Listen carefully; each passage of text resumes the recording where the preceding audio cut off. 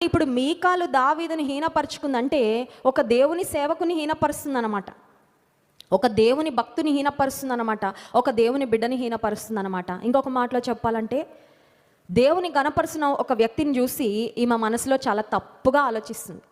మనం ఎన్నిసార్లు మన హృదయంలో ఇతరులను గురించి తప్పుగా అనుకుంటామండి? ఇన్నిసార్లు, వెంటకలు ఎన్ని ఉన్నాయి అన్నిసార్లు, అవునా? అనుకోవడానికి ఏముందండి, ఒక్క ఆలోచన చాలు. ఈజీ, సింపుల్, ఎవ్వరికి తెలీదు. మనకు వచ్చిందని మనకే తెలుసు. ఎన్ని హీనపరుచుకుంటారో మళ్ళీ మర్చిపోతాం, అంతే కదండి. నేను ఇతరులను హీనపరుచుకుంటే నా మనసులో, దేవుని సేవకులను హీనపరుచుకుంటే నా మనసులో, దేవుని విషయంలో ముందుకు వెళ్తున్న వారిని, దేవుని కొరకు దేవుని గణపరుస్తూ సాగిపోతున్న వారిని, నా తోటి విశ్వాసులను, ఒకవేళ నీ సొంత ఇంటి వారు అయిండొచ్చు, దేవుని విషయంలో వారు ముందుకు వెళ్తుంటే నువ్వు హీనపరుచుకుంటే దేవుడు ఊరుకుంటాడా? అది ఇప్పుడు ప్రశ్న. దేవుడు ఊరుకోడు.